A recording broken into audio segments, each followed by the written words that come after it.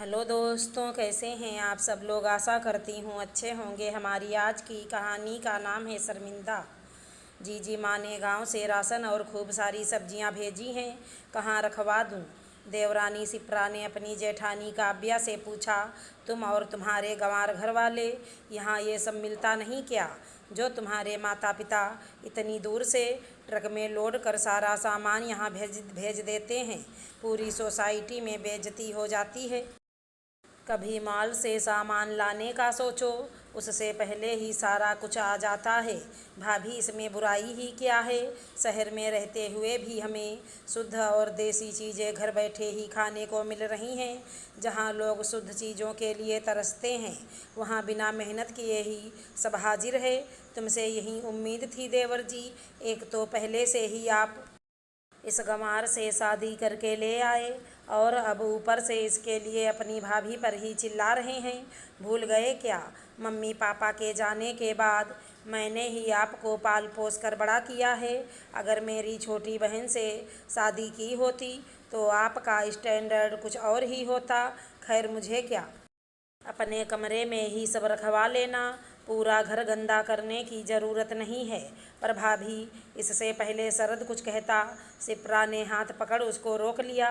भाभी, ऐसे कैसे कर सकती हैं। इस घर पर तुम्हारा भी उतना ही हक है जितना भाभी का।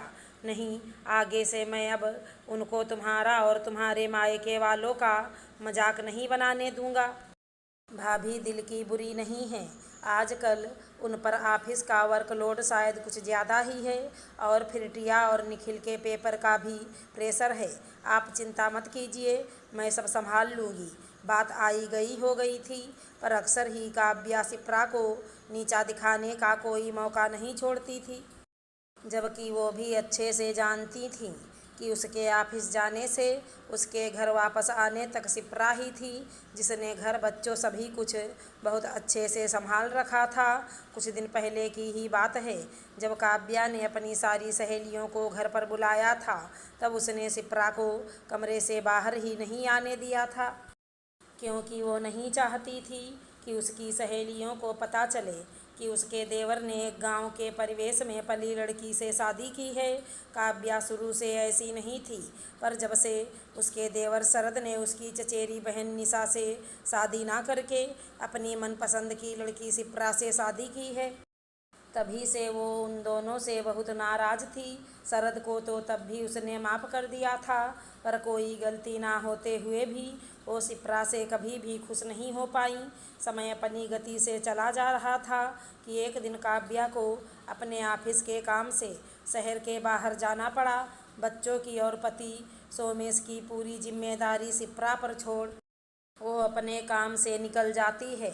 2 ही घंटे बीते थे कि खबर आ जाती है कि काव्या की गाड़ी का एक्सीडेंट हो गया है। किसी भले व्यक्ति की वजह से उसे अस्पताल पहुंचाया गया है। सब लोग तुरंत ही अस्पताल पहुंच जाते हैं। डॉक्टर बताते हैं कि सीट बेल्ट लगी होने की वजह से जान बच गई, वरना कुछ भी हो सकता था। फिलहाल मरीज अभी बेहोश है, बाकी रिपोर्ट्स आने पर पता चल जाएगा। मामूली सा फ्रैक्चर है, कुछ अंदरूनी चोटें हैं। चेहरे पर से चोट के निशान समय के साथ चले जाएंगे। महीने 2 महीने में बिल्कुल सही हो जाएंगी। तब तक आप इनका अच्छे से ख्याल रखिएगा। डॉक्टर हिदायत देकर काव्या को अस्पताल से छुट्टी दे देता है।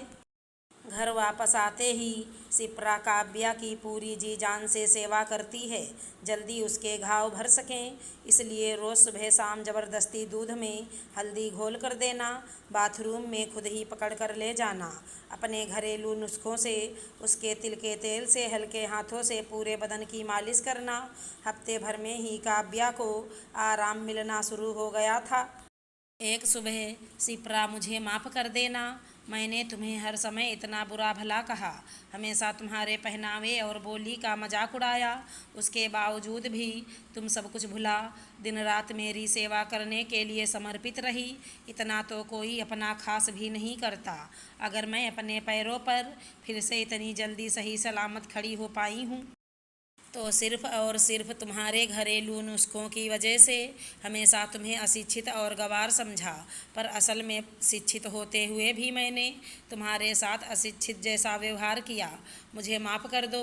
आगे से मैं कभी भी तुम्हें शिकायत का मौका नहीं दूंगी। भाभी, आप मेरी बड़ी बहन के समान हैं। आपको मुझे डांटने फटकारने का पूरा हक है। माफ़ी मांगकर मुझे यूँ शर्मिंदा ना करें, कहते हुए शिप्रा ने झुककर अपनी जेठानी काव्या के पैर छू लिए। देवर जी, क्या आप अब भी हम अपनी भाभी से नाराज़ हैं? काव्या ने अपने कान पकड़ते हुए शरद से पूछा। भाभी माँ से भी कोई नाराज़ होता है क्या? मैंने तो अपनी माँ को बहुत पहले ही खो दिया था। पर भाभी, पर क्या भैया, अब जब आप पूरी तरह से ठीक हो चुकी हैं, तब मैं आपको कुछ बताना चाहता हूँ। मैंने यहीं पास में एक फ्लैट ले लिया है। अब से मैं और शिप्रा वहीं रहेंगे। भैया तो सब जानते हैं ये बात, हम आपको बताने ही वाले थे, तब तक आपके साथ ये हादसा हो गया। भाभी, इसमें भैया की कोई गलती नहीं है। मैंने ही मना किया था। आप बड़ी हैं, माँ समान हैं। आपका कुछ भी कहा सिर आँखों पर मैंने भी शिप्रा से शादी करते वक्त कुछ वादे किए थे और उन्हें पूरा करना भी न केवल मेरी जिम्मेदारी है बल्कि मेरा दायित्व भी है। मैं रोज़ रोज़ अपनी पत्नी के आत्मसम्मान को चोट पहुँचते नहीं देख सकता। भाभी, ज़रूरी नहीं हर बार रिश्तों को सच की कसौटी पर खरा उतरने के लिए किसी अवसर की ज़रूरत पड़े। अगर आपके साथ ये हादसा नहीं हुआ होता तो आप अभी भी शिप्रा के साथ वही बर्ताव करती। वैसे भी बच्चे बड़े हो रहे हैं, ये घर हमारे लिए छोटा भी पड़ता था। इसीलिए मेरा और शिप्रा का यहाँ से जाना ही बेहतर है। पास रहकर दिलों में दूरी रहे, उससे बेहतर दूर रहकर आपस में प्यार और मिलाप रहे, वो ज़्यादा अच्छा रहेगा। पर इतनी जल्दी ये सब फैसला, कुछ समय तो मुझे अपनी छोटी बहन शिप्रा के साथ बिताने दिया होता। भाभी, कुछ फैसले अचानक ही लिए जाएं तभी सही रहते हैं। शिप्रा और शरद दोनों ने अपना सामान लिया और अपने नए घर के लिए निकल गए। अगर हमारी कहानी पसंद आई हो तो चैनल को लाइक शेयर सब्सक्राइब करें। राधे राधे दोस्तों।